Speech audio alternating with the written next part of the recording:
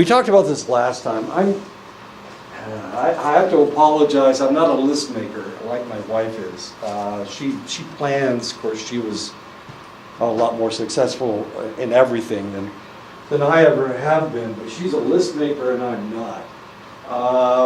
The whole idea of the MAPS goal program, the measurable, attainable, positive, specific goals that you create, has to do with this. Now, the reality is, and I was thinking about this just a minute ago after I passed the president of the college, I was just thinking about this. The reality is that when you come in contact with these students, with these clients, I'm sorry, I'm teaching instead of counseling. When you come in contact with these clients, about 75% of them are going to be ready and organized, and you're going to be able to do this with them. But the reality is that you're going to run into about 25% whose lives are constant and continual chaos. And for that reason, you can set all the goals you want, and it's just not going to fit. It's not going to fit with their lifestyle. It's not going to fit with their mindset. You're going to deal with some people that are paranoid, a lot of people that are paranoid, people that don't trust other individuals, and for that reason, you're really not going to be able to do this. So this is kind of nice if you're dealing with middle-class housewives that are a little bit depressed because their husband is a workaholic. This is going to work as far as they're concerned. But if you've got a homeless person off the street who is homeless because potentially they have a fairly severe mental illness, you're not going to be able to do this with that select group of individuals. So you need to understand that this is in a perfect scenario, this is going to work. But in some scenarios, it's just not going to work. And it really all depends on your clientele. If most of your clientele is relatively indigent, then creating these kinds of goals, putting it into a program like that isn't going to work very well. I mean, what have we been talking about? The lady that wants to lose 15 pounds. She's potentially a middle-class individual, and she has the money to join a gym. But what if you're dealing with homeless? And for that reason, and of course I come in contact with the more indigent clientele, and for that reason, this kind of a program just isn't feasible. Now we can talk about it, we can plan it in case that's the direction that you're heading, but the probability is that you're not going to run into that many people who this actually works with. So attainable goals are goals that they create and that they can use to change themselves. Unattainable goals, of course, involve changing another person. We went through this last time, but I wanted to start at the beginning. Time to reach the goal must be relatively proximate to the decision to change. In other words, you need to plan for the change to come relatively quickly after they make the decision that they can change. Clients who participate in setting goals are more likely to believe goals are achievable. And of course, if the individual has many years of failure, then probably this isn't going to happen. They have made goals before. My wife is a list maker. She's always planning to do this, that, or the other. One of them is to exercise. She always wants to exercise. But she's been not exercising for 30 years now. And I imagine that making all the goals in the world, which she does, she's really good at making lists and setting goals. But she's not very good at attaining those goals. She's good at attaining goals where she doesn't have to exercise. If it has to do with exercise. We talked about, and she hates me, and one of the reasons she hates me is because I exercise a lot, and because I do physical things, and she doesn't like it. She doesn't want to do that. It's part of her culture, strangely enough. And you may ask yourself, what kind of a culture don't you exercise in? or don't you move a lot? And the answer is the Southern culture. There's a reason why Southerners are the fattest people in the United States, and they smoke more than anybody else, and they drink more than anybody else, and they fight more than anybody else. There's a reason for that. And the reason is because before the Civil War, all the work was done by slaves. Well, not all the work. Of course, if you were a lower class Southerner, of course, you did all your own work because you couldn't afford slaves. But a lot of it was done by slaves. And there still is this mentality. There still is this mentality that black people do all the physical labor and white people do all the other labor, whatever that may happen to be. So they're, as these kids are growing up, as my wife grew up, she was taught not to do anything physical, and not to sweat. You know, they don't even sweat in the South. They call it glowing if a female happens to get a little bit of perspiration. I know, the poor thing. I felt kind of sorry for her. Of course, I grew up on a farm, so if you didn't glow on the farm, then they'd throw you back outside to do some more stuff. My mother said, if you don't stink when you come in, then you haven't been working hard enough. So I had to smell bad every time I came in. With my own sweat, not pig manure or cow manure or whatever. Anyway, kind of interesting. So they have to set the goals themselves.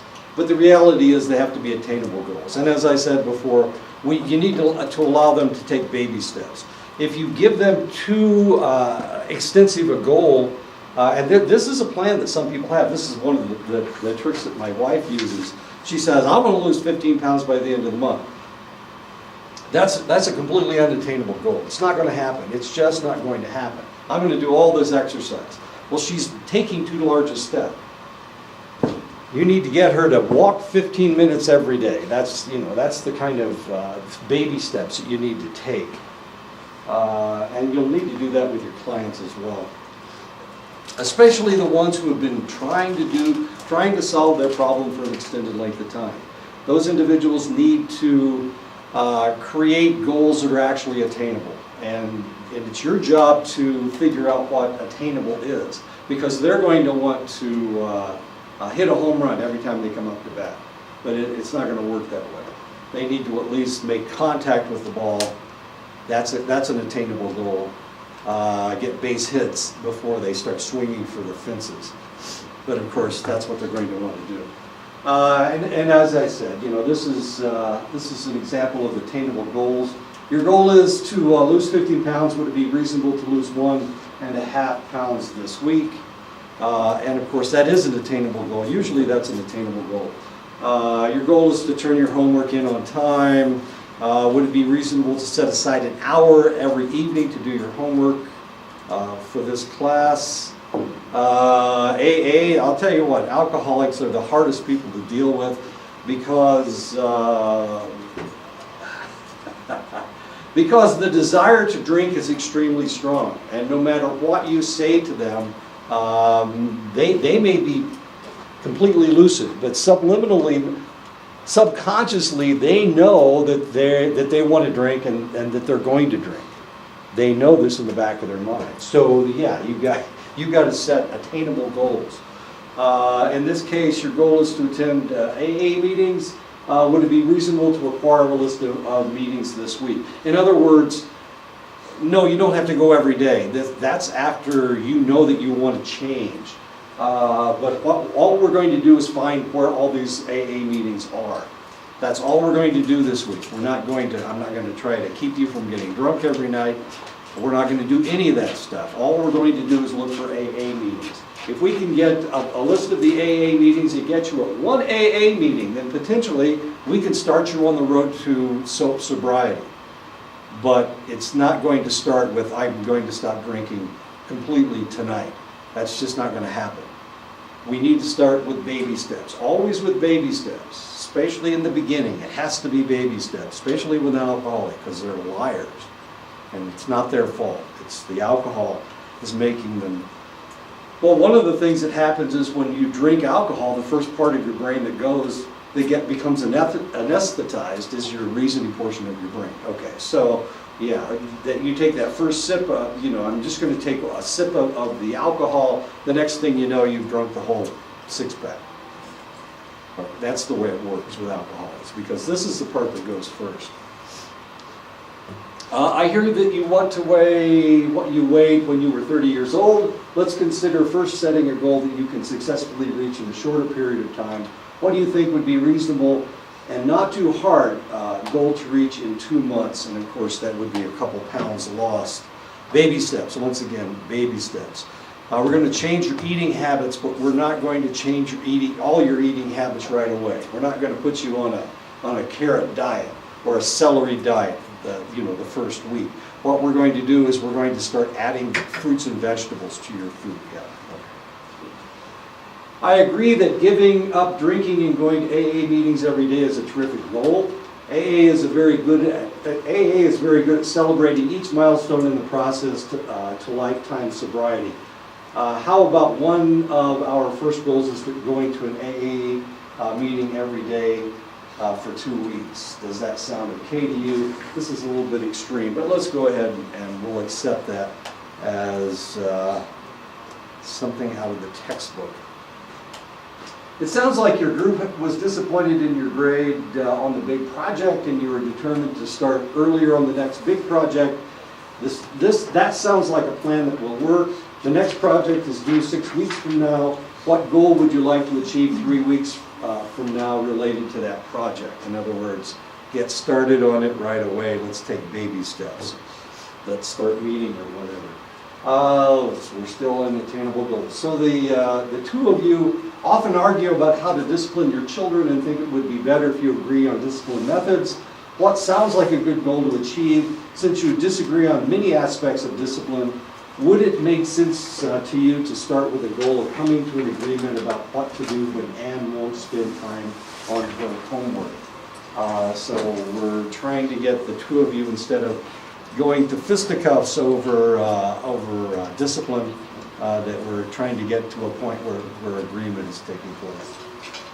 If we can find any. In this town, you have many people who are homeless, and you want to develop a solution to the problem that will be acceptable to the city council and also to the people who are homeless. I wonder if the first goal might be to create a group of people, including some people who are homeless, and some of you who are willing to work on this problem. And of course, we're putting together a committee to take care of the problem, obviously. Okay, we're going to start talking about positive goals and what positive means in this case. Positive goals keep the focus on what the client wants to do rather than what the client doesn't want to do. So the positive goals are, I want to lose 15 pounds. It's not that I don't want to be fat. That's the wrong way of looking at it. If you look at it from a negative perspective, it's you're more likely to get a negative outcome. So it's you're trying to do something instead of not do something. We see this in athletics all the time. Your team's ahead and there's only 3 minutes to play. So instead of trying to continue to score, you're trying to keep the other team from scoring. You're trying to do something negative rather than something positive. So rather than thinking of scoring more points, you're thinking of keeping them from scoring any points. And of course, instead of going in a positive direction, now all of a sudden you're going in a negative direction. Positive goals keep the focus on, practitioners can use open-ended questions to help clients to think in positive terms. And of course, you're asking them questions that they can only give you positive answers for.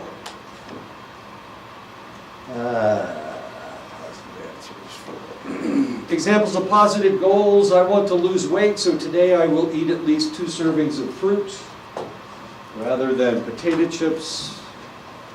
There's nothing wrong with potato chips, are there? Salt, it's got sodium, good sodium. We all need our sodium. An apple or a bag of potato chips, which one's better? I want to turn my homework in on time, so today I will review the work I need to turn in this week. Positive goals. I want to make 2 new friends, so today I will say hi to 5 people. If one night at dinner you weren't fighting, what do you think you might be doing?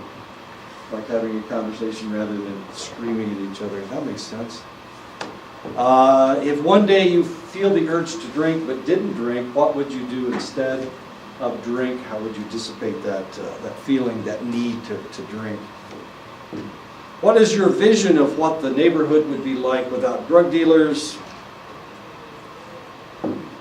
When you are concerned about how things are going in the group, how would you like to talk to each other about your concerns or hopes?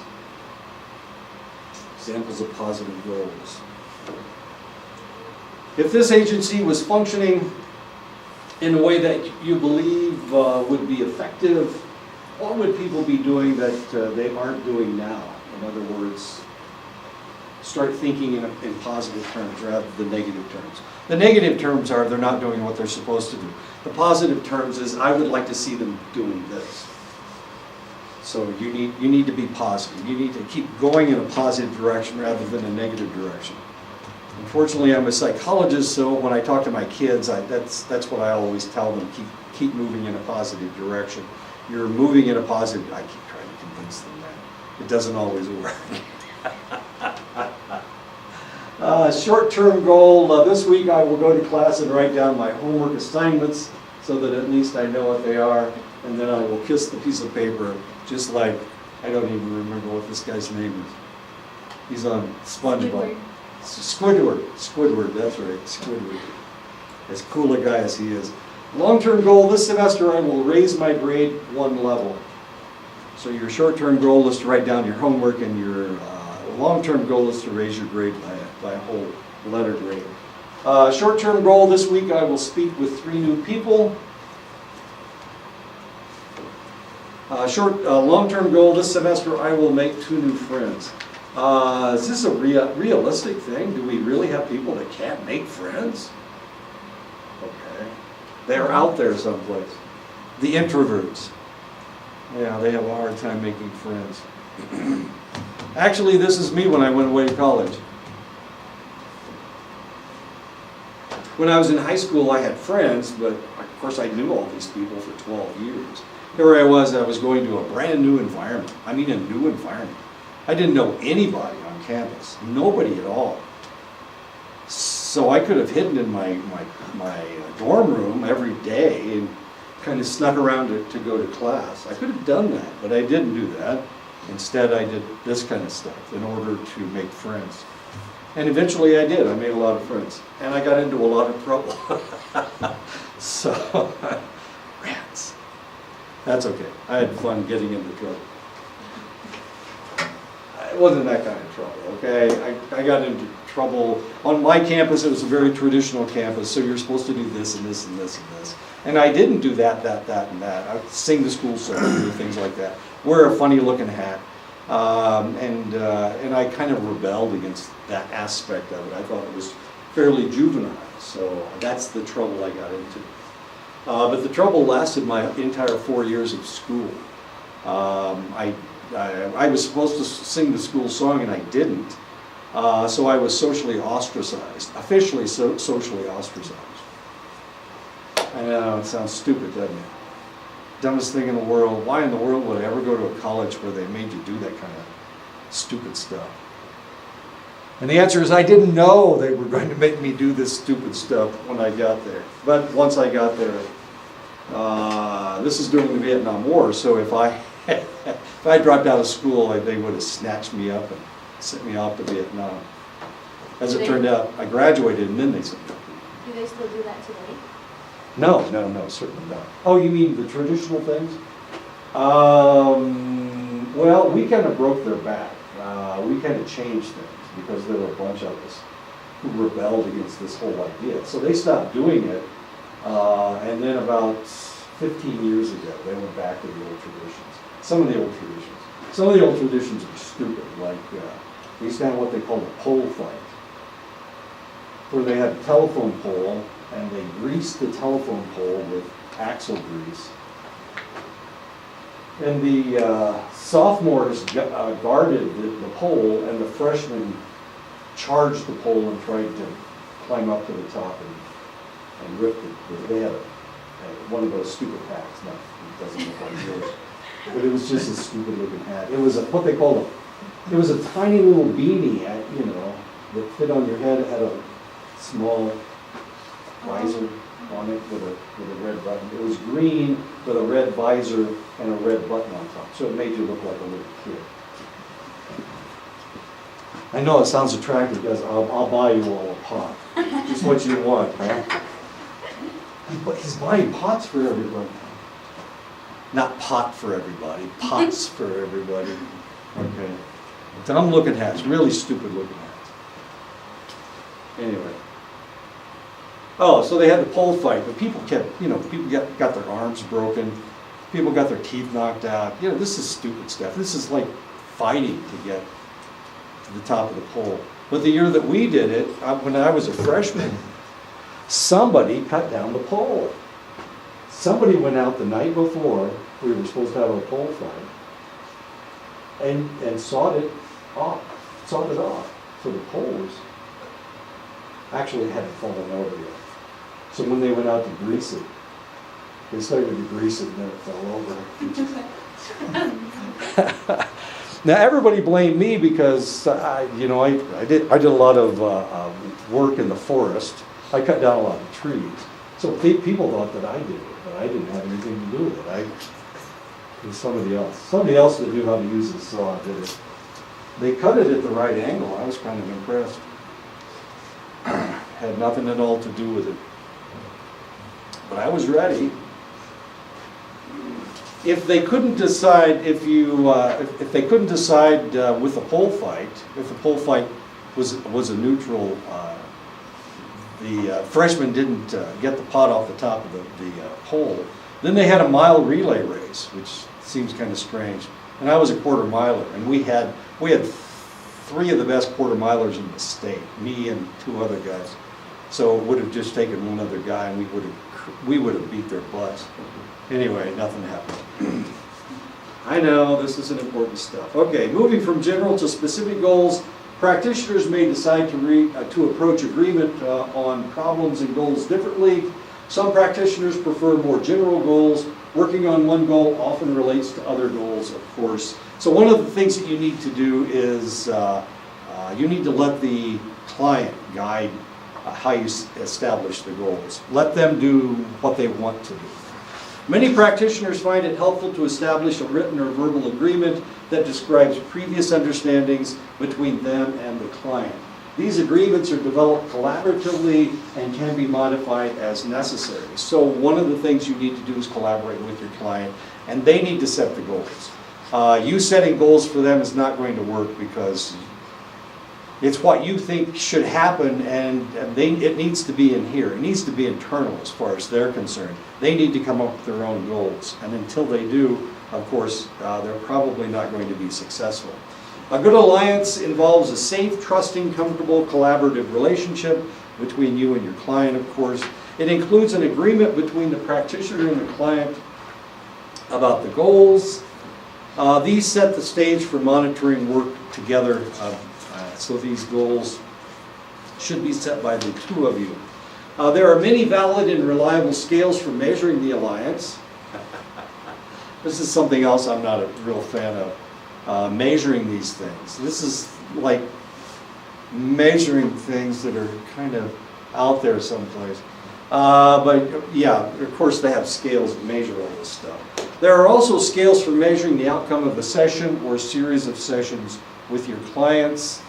Goal attainment scale, the GAS scale, is one way to do this. It's a 5-point scale that ranges from the most to the least favorable outcomes that clients believe are possible. And of course, they are the ones that establish what that scale is.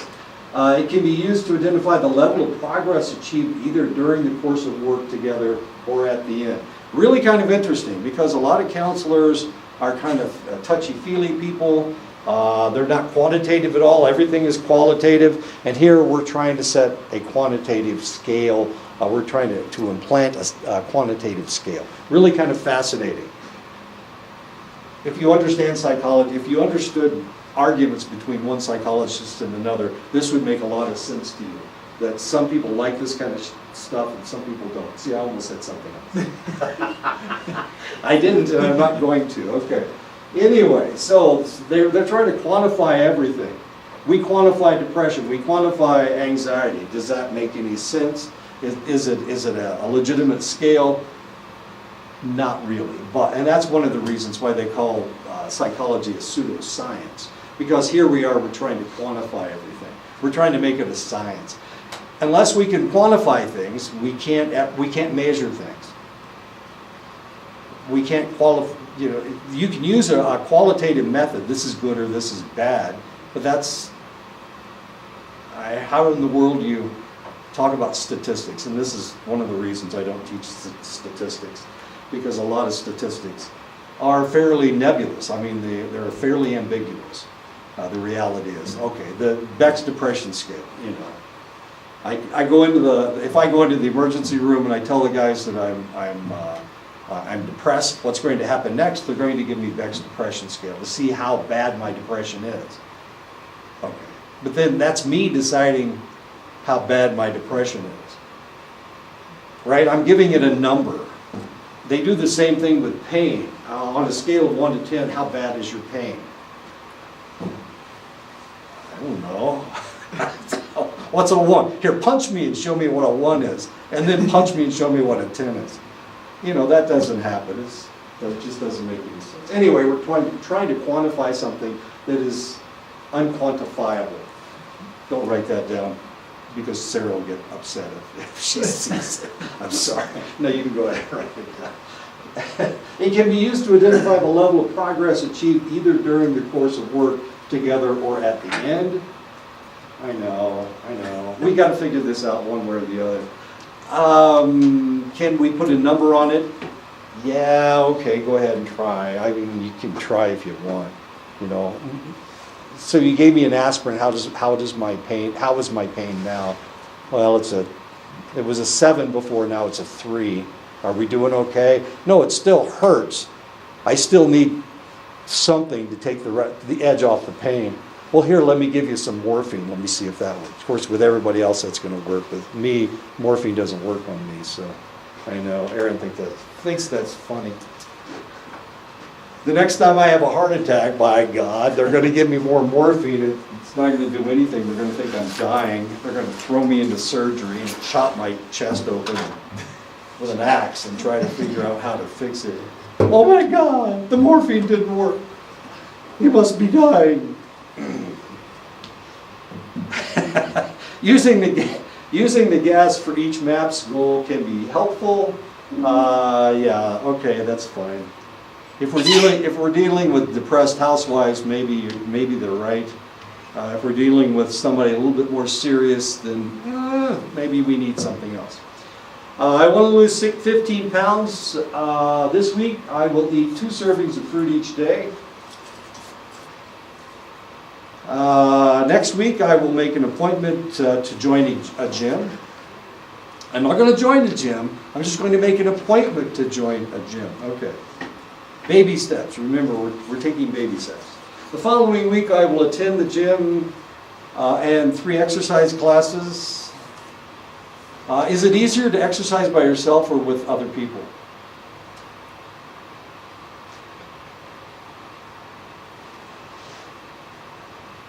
What's the answer? Well, it all depends on who you are. I exercise by myself. I can't exercise with other people. Either they're too far behind me or too far ahead of me, and I don't, that's not right. Right? Okay. But some people need that impetus. Some people need that drive. They need other individuals to be there so that they can exercise. I can't exercise with anybody. I tried to exercise with my son. He's a bodybuilder. So he's, Dad, we're going to do arms today. And here he's lifting 100 pounds and I'm lifting 30 pounds. It's okay. It's all right. The next week I will continue at the gym and eat and continue eating fruit and weigh myself to see if I have lost any weight. If not, I will join Weight Watchers, etc., etc., etc. And the reason I say etc. is because there's a lot of different weight control programs. Jenny Craig, I don't know, there's a lot of different ones. Anyway, that's the end of chapter 13. Let's start on chapter 14. As soon as we're through chapter 15, we're going to start counseling. So if you haven't turned in your stuff, then you need to turn in your stuff because you won't have anybody to talk about. You won't know who your character is. So you need to turn this stuff in. And we have 2 more chapters. We'll probably get through this stuff next week, maybe this week. I don't know. Sometimes I go faster than others. But, okay. So if you haven't turned your stuff in, you need to turn your stuff in. I've got 9 out of 35 or something. Even if you don't turn your paper in, you need to turn your character history in. Okay? Okay, that's really important. Because you can't start until you get this done.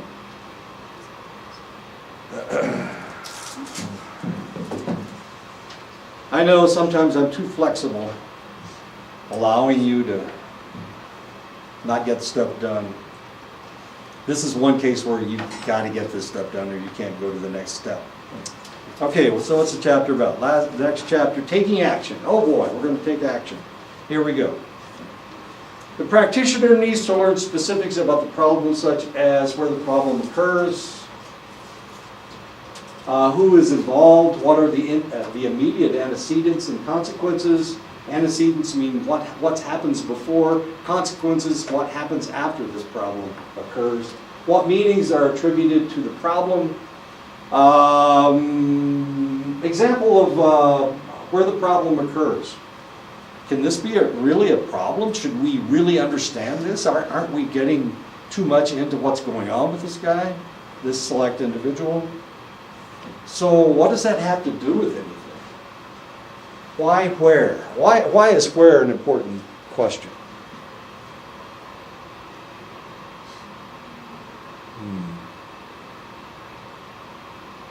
Remember I told you I got into trouble when I first started my undergraduate. Okay. If I'd gone to another college, if I'd been in another environment where it was less traditional, I wouldn't have had the same problem I had. Something really serious happened to me. I was socially ostracized. Socially ostracized means you can't go to any social function on the campus.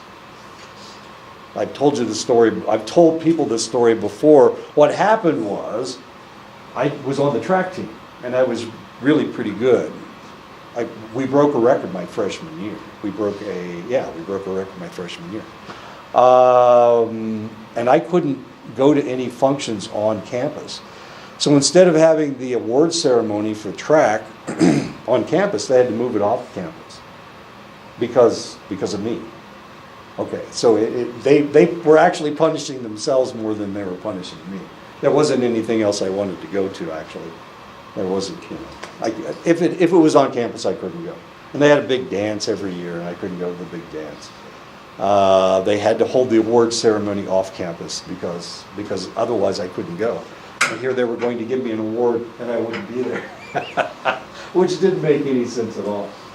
They let me run track. Thank you very much. Okay. Anyway, so environment's really important. If I had gone to another college, then I wouldn't have had the same problem. Or if I'd gone to a more traditional college, they may have expelled me for being a rebel. So all of this is really important. Sometimes it has to do with your family. And if the family dynamic is what was I watching last? Oh, Split. I was watching the movie Split. And as it turns out, really interesting movie because they're talking about an individual suffering from dissociative identity disorder, and he has captured a woman that was abused. Hey, Joe, that was abused. Now, because she was abused, she knew how to deal with him.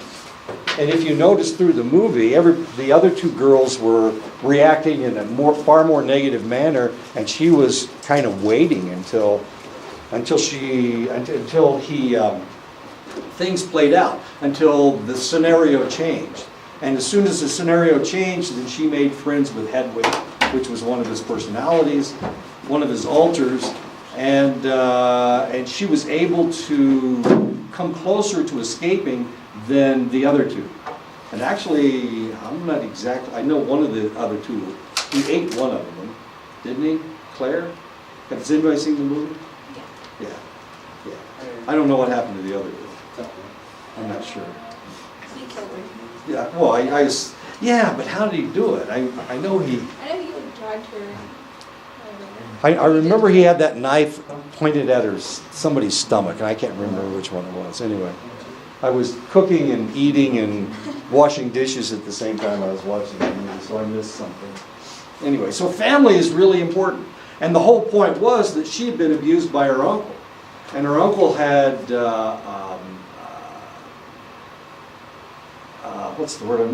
groomed her from a very young age for sexual abuse.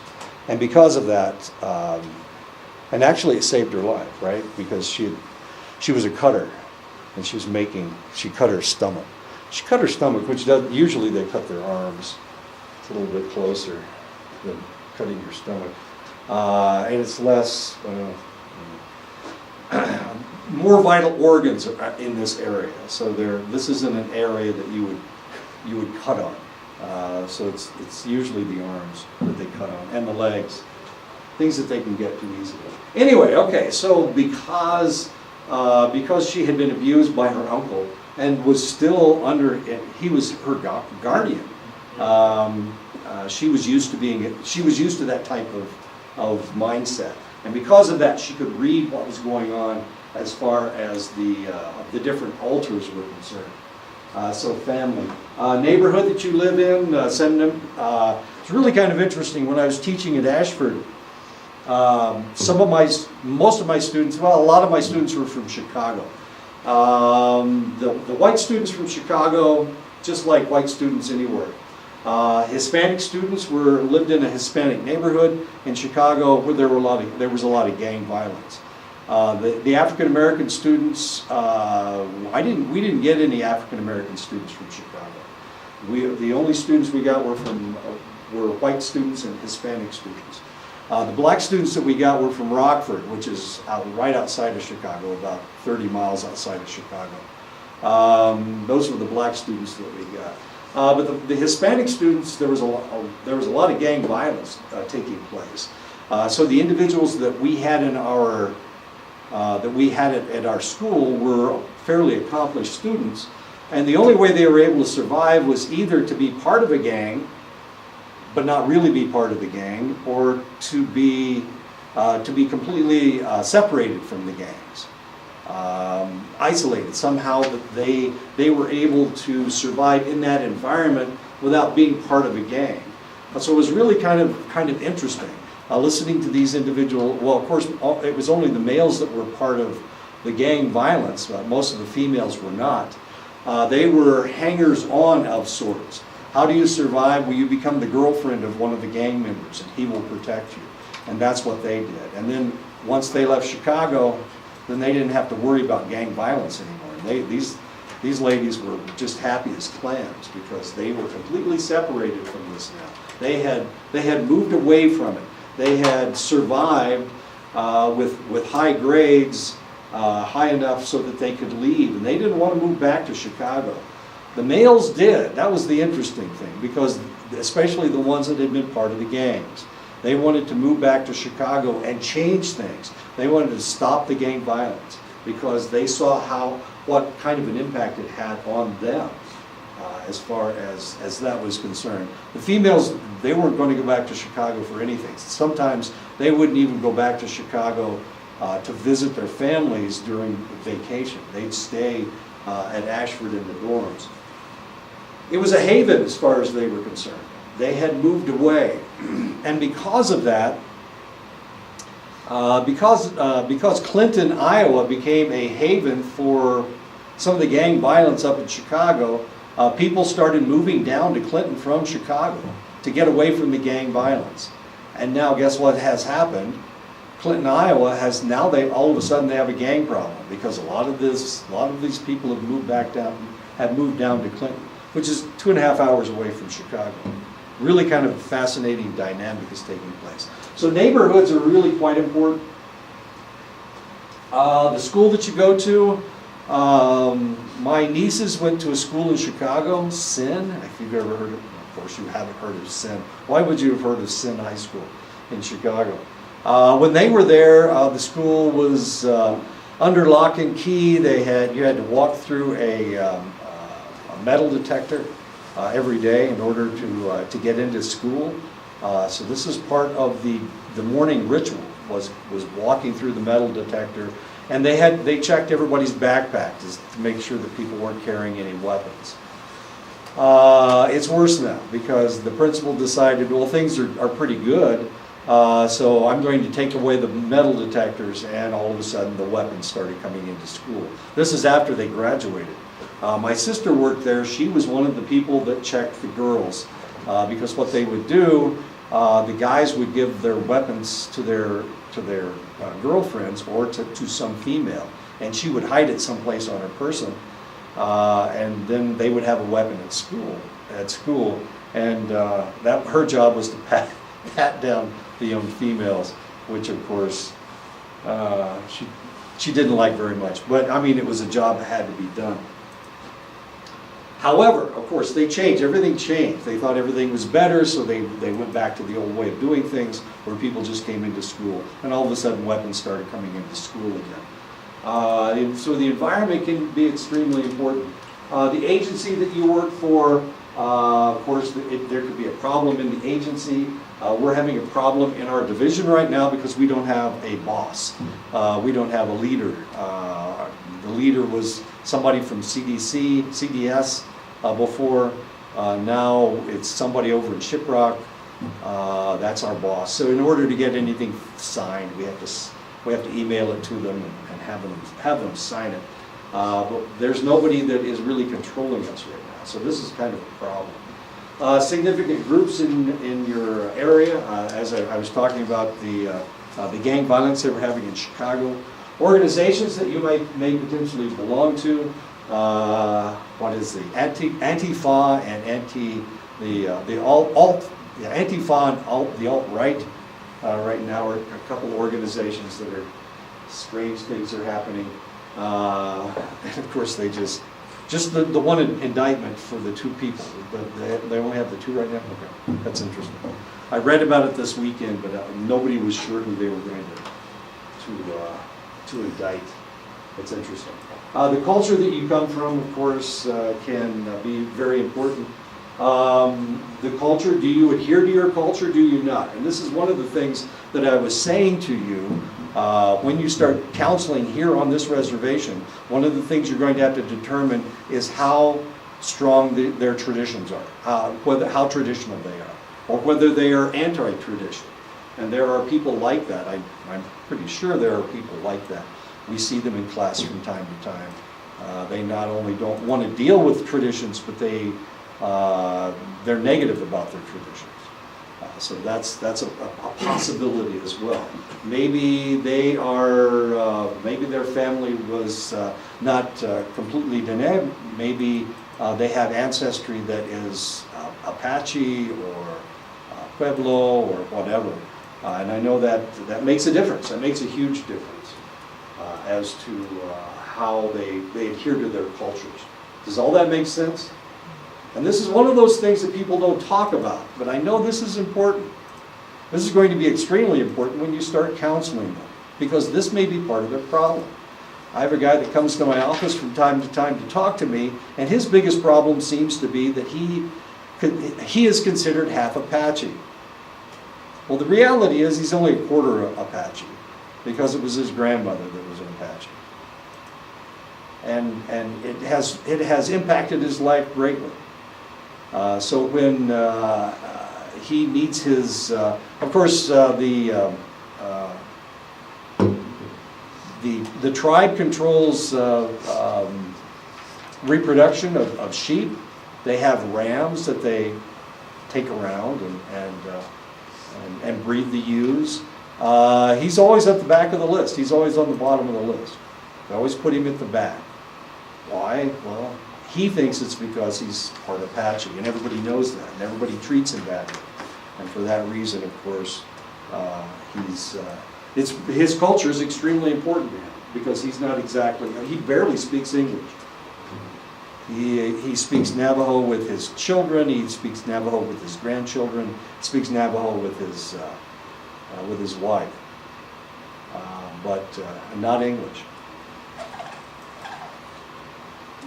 Anyway, his culture is extremely important. Race, of course, is another aspect. I was just talking about we didn't get any black students from Chicago. All of our black students came from Rockford. No black students from Chicago. So what happened to the black students from Chicago? Any idea? We got Hispanic students, but we didn't get any black students from Chicago. Why? What's going on? Why are the black students having problems and the Hispanic students aren't?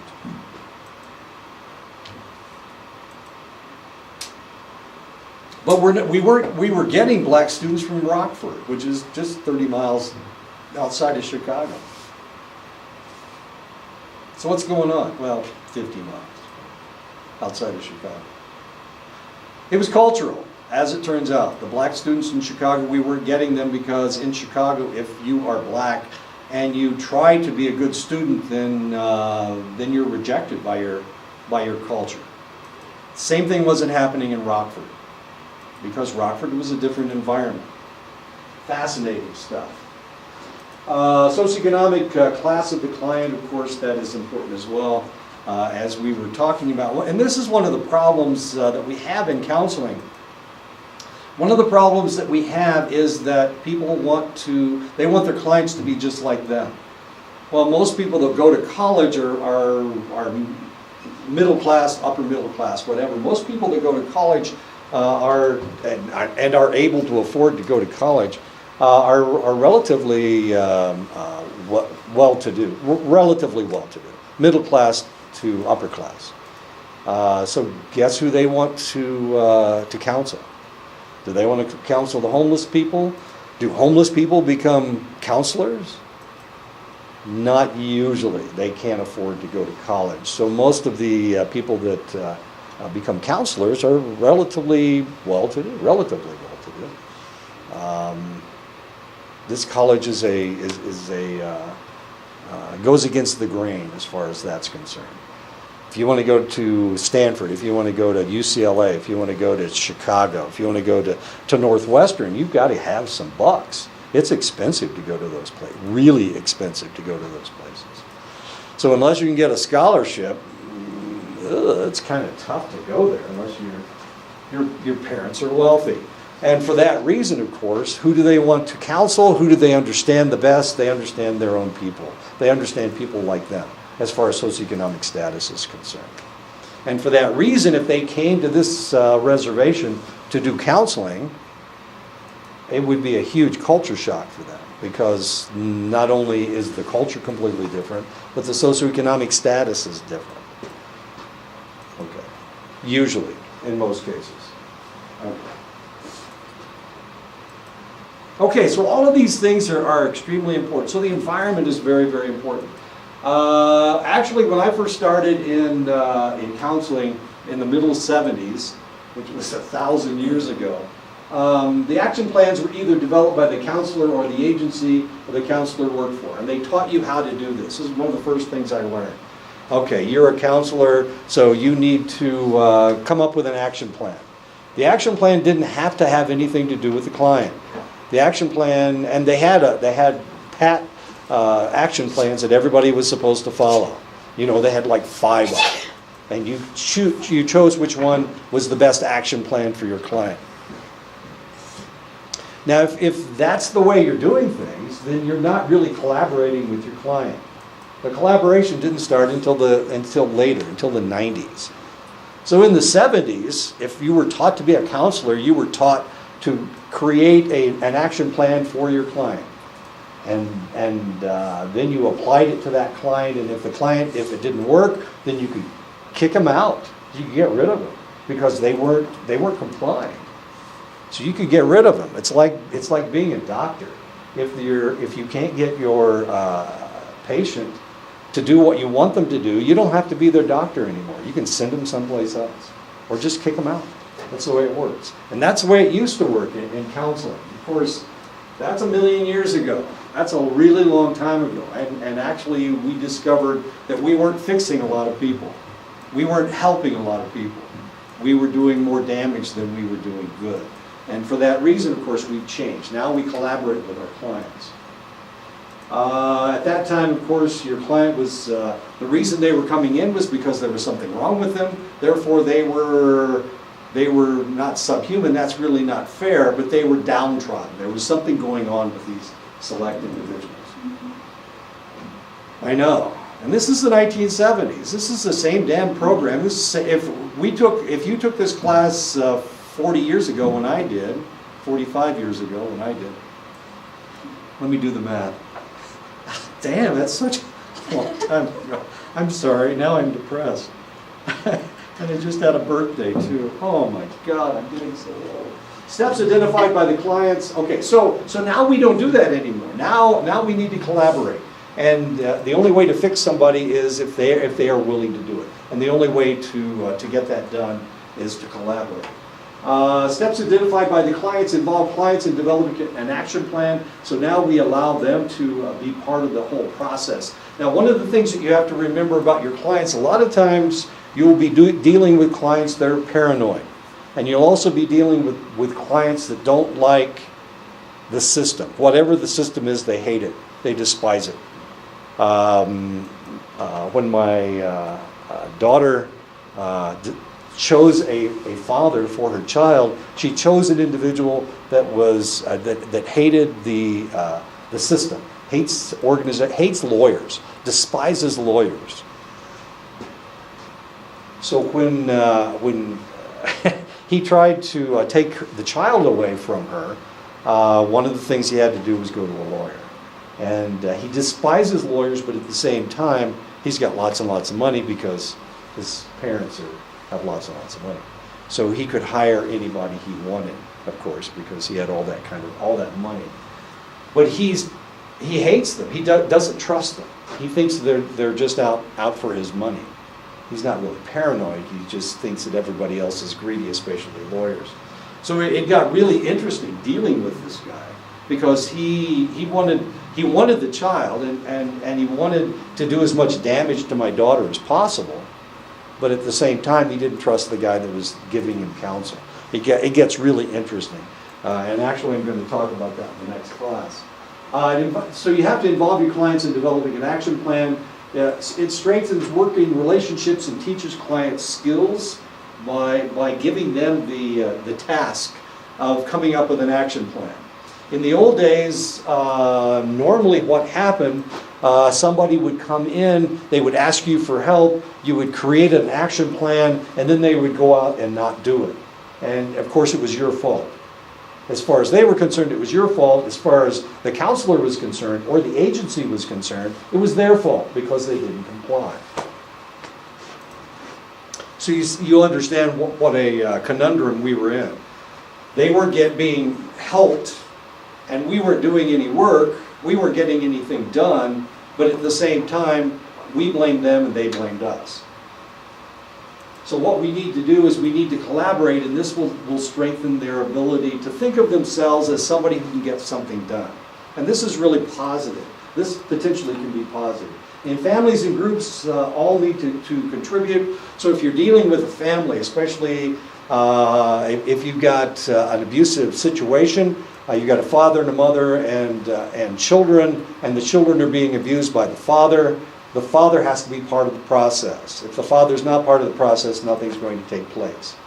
One of the things, have you guys seen Split? The movie Split? Okay. There's something about Split. There's something very telling about the movie Split.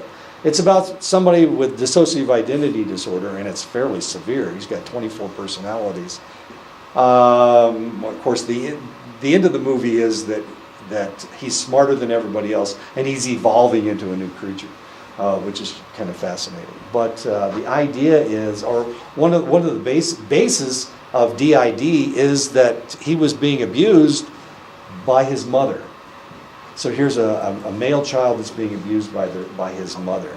And normally, if we see a person with DID, I mean, there would be thousands and thousands of people with dissociative identity disorder if it was the father, because the father is usually the abuser.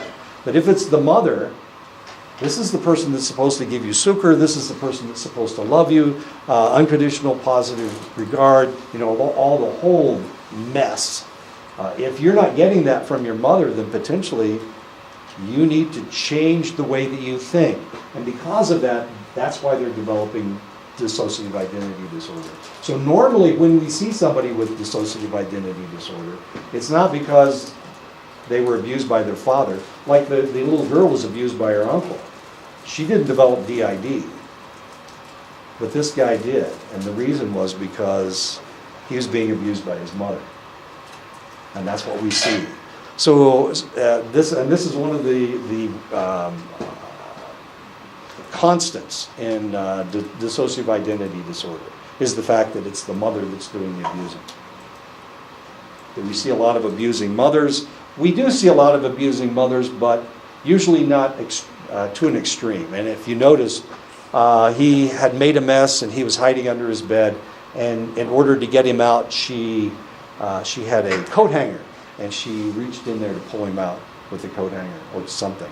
She was doing something with that coat hanger. We're not exactly sure, but I'm assuming she was hooking him around the neck and pulling him out with the coat hanger, which is not the best way to get a kid out from under a bed. It's one way, but it's not the best way. Anyway, fascinating movie. As a psychologist, I started watching the movie. I'm going, oh, come on, this is so pat. And then all of a sudden, yeah, sure, it was the mother that was doing the abusing, and that's very, very real. Now, the other question is, where was the mother in the girl's case? I don't remember them talking about the mother. All they talked about was them going out hunting. Is that what you saw too? Yeah.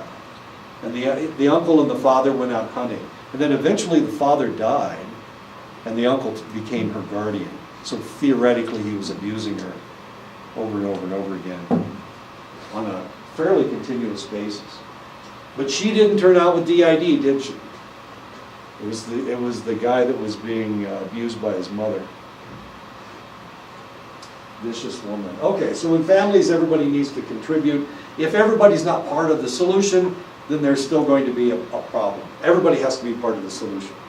So whoever the abuser is has to come in to be counseled as well. Ask clients which steps they see as difficult, and these are the ones that you need to make the baby steps for. What steps are going to be the most difficult for them? Just because you think one way doesn't mean that they're going to think exactly the same way. If you're dealing with an alcoholic, of course you need to change the environment, you need to change the cues that they use, you need to stay away from the cues.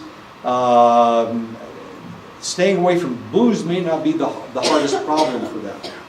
You may think that all they need to do is put that bottle down and they're okay. That may not be it. What it may be is that it's staying away from their friends, the ones that talk them into drinking. Or when they're around these people, they really don't have any control over their behavior. And so they do what the other people are doing. One of the things that we're going to see, and that you probably have seen in your own lives, is that a lot of times the people that you are around, they don't always want you to do the right thing. Sometimes they want you to fail. If they fail, they want you to fail. They don't want you to go beyond them. So you have to be careful as to who your friends are. Of course, when you have friends, you don't really choose your friends, do you? It just kind of happens. The two of you, or the three of you, or the five of you, or whatever, there's something about them that makes you close to them. So sometimes you don't have a choice. as to who your friends are. But a lot of times friends don't want you to succeed. And if you do succeed, it makes them mad. So they try to pull you back down. And that's known as the crab bucket effect. Anyway, it's very common on the other reservation where I work. Steps suggested by one member of the family or group may seem easy to one and not to others. And of course, that may be a problem as well. So you've got to be aware of that. The steps must be small enough that everyone can feel like they can work to that issue, on that issue together. Anyway, okay, so that has to do with identifying steps. Past successes can help identify steps and strengths. The practitioner can use exception finding questions to identify steps. This is similar to goal setting process. So what has worked in the past may potentially work in the future. If it has worked in the past, then you know that it can work for this select individual. So that's where you need to start, with whatever has been successful. Whatever steps have been successful in the past. You need to work from that point of view. Exception finding questions. Recall a time when the problem did not occur, and let's identify what was going on, what you were doing at the time. What was going on? Okay. So recall a time when the problem didn't exist. So what was going on at that time? So let's try to reproduce that. Let's try to figure out what you were doing so that we can... where did you get a McDonald's cup? Where did you come from? I came from Compton. I come from Compton. Okay. Because I know there's not a McDonald's down that way. Okay. I'm trying to think. Oh, okay. Shiprock. Okay, that makes sense. That direction. Over the mountain. How was the mountain? I went around Window Rock. Window Rock. Oh, so you came out from... So. Yeah, Crown Point and Window Rock. You came all the way from Crown Point? Yeah. Oh my goodness gracious. How long did it take you to get here? 2 hours? Almost. Oh my goodness gracious. I went to Gallup yesterday. It took me 4 hours. Well, not to get to Gallup, but I started at 9 o'clock. I got back at 1. I stopped at Walmart, so that took a little while. Okay. Wait until you see my Halloween costume. I bought it yesterday, so you guys will be all excited. I'm going to paint my face. Aaron will get to see it. I'll have him in class. Wait, just wait. And Joe's going to be there too. Hopefully Joe will be there too. Okay, so anything that's worked in the past, that's what we need to use. Brainstorm as many steps as possible without critiquing them. Brainstorm means allowing any ideas, no matter how outlandish. And of course, you can't call it outlandish because it's an idea, and especially if it's coming from the client. So no matter what it is, you have to accept it. You can't say, well, that's the dumbest thing I've ever heard. That's probably the worst thing that you can say to just about everybody. Evaluate each possible step. Organize steps by prioritizing what you're going to do first, what you're going to do second, and on and on. The clients need to see value in each step, and of course that's the most important thing. Did they play the World Series last night? Does anybody know? Houston and Los Angeles? Who won? Houston. Houston won, so they're up 3-2. Yeah. All right, good.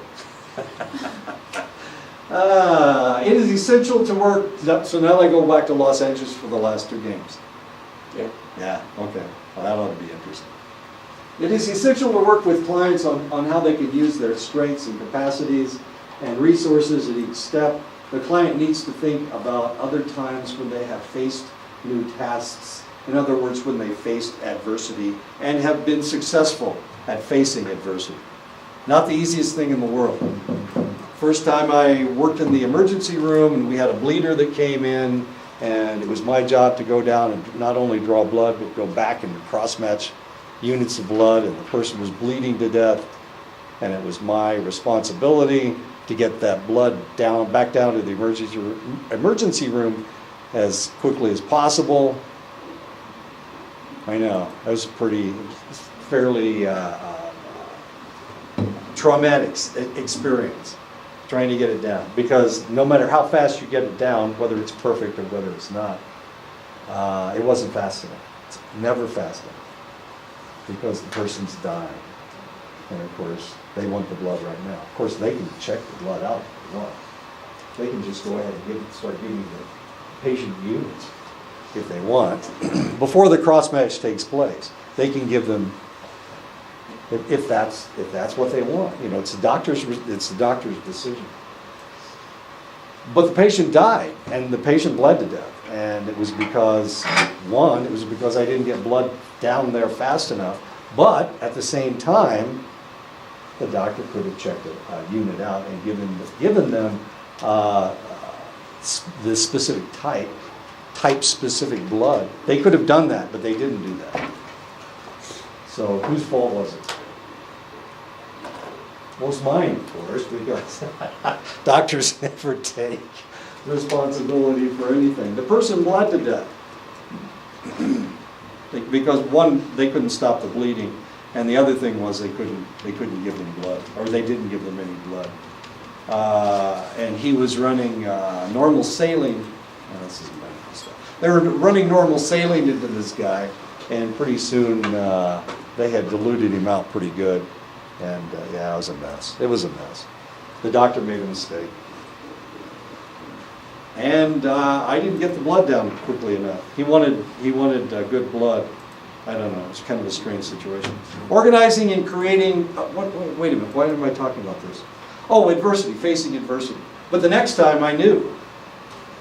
And the next time, same damn doctor. Oh, I'm sorry. Same doctor. It was the same doctor.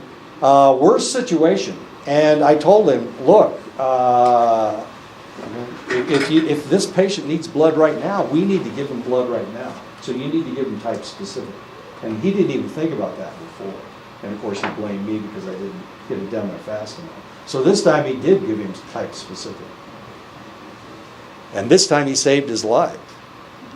Okay, so am I a hero? No, that was the doctor's decision again. No, I wasn't a hero. But and every time after this, and we had that same situation, I always gave them that option. Because this doctor, the first doctor, which was actually the second doctor too, didn't even think about that. Didn't even think about giving them type specific. Didn't enter his mind. He was in a traumatic situation, and he was going with his gut instincts. He wasn't thinking at all. I know. So whose fault was it the next time? No. And the next time we had that situation that came up, I wasn't there. It was somebody else. And he did the type specific thing, and the lab tech argued with him about giving him type specific. And the next time I saw the doctor, he said, wow, it took me forever to get that blood down from that guy because he didn't want to give it to me. You know, I wish you had been on, I wish you had been on call. Thank you. I didn't want to work at 2 o'clock in the morning just to give you a unit of blood, damn it. Anyway, what time is it? Organizing and creating incremental steps helps to ensure success and helps the client to gain confidence. Confidence is what they need. The first time that I had to cross-match that blood in a hurry, I wasn't very confident. The steps, I had to go over the steps. I had the book out in front of me to read what to do next. You know, everything seemed to be going so slow. It went as fast as it ever did. But the difference was I wasn't really confident. And so I felt bad when the guy died. I felt bad because I didn't have confidence in what I was doing. But the next time I did it, I had done it successfully this time and this time and this time, so I knew what I was doing, and I had confidence in what I was doing. And the next time, no problem whatsoever. No matter what, the doctor could have said anything and it wouldn't have bothered me. First time, everything he said bothered me. And it seemed to slow me down. And that wasn't a good thing. This process also teaches clients the process of creating plans to achieve goals. So we need to give them confidence. It doesn't have anything to do with drawing blood or with cross-matching blood. But of course, in my case, that was where I gained my confidence, from cross-matching blood. So we need to do the same thing with our clients. We need to give them baby steps to take. And that's the reason I have this picture up here, is taking baby steps.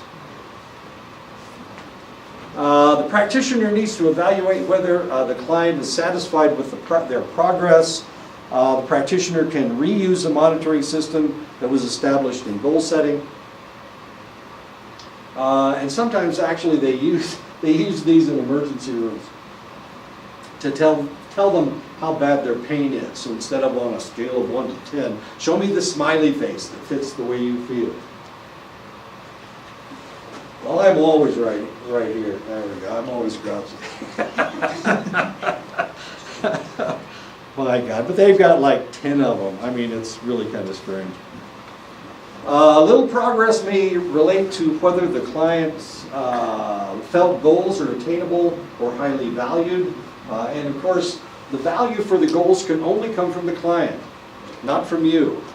You may value this, but the client may not.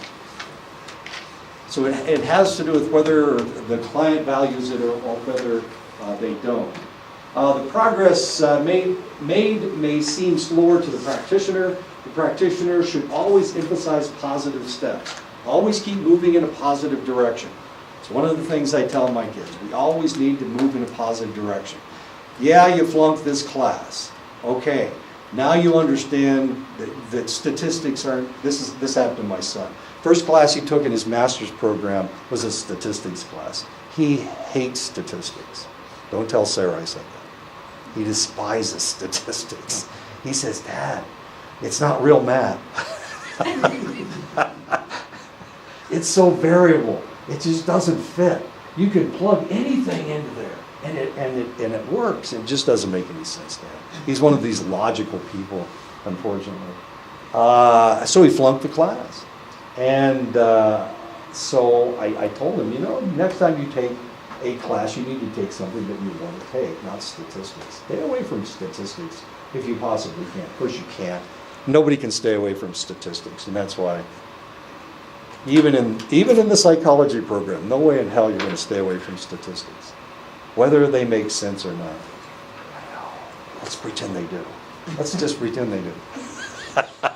Sarah will probably watch this and shoot me. So if somebody snipes me tonight, you know what happened. I can actually see Sarah's house from my house. She'll probably pop me off while I'm out gathering wood or something. I know she's got a sniper's rifle over there. You can imagine, 50 caliber round. Oh, that'll be fun. Anyway, okay, well, let's stop right here. We'll pick this up next time. So you need to keep moving in a positive direction. Anyway, my son flunked his first class. He's made straight A's all the way through everything else. I know, statistics isn't real math.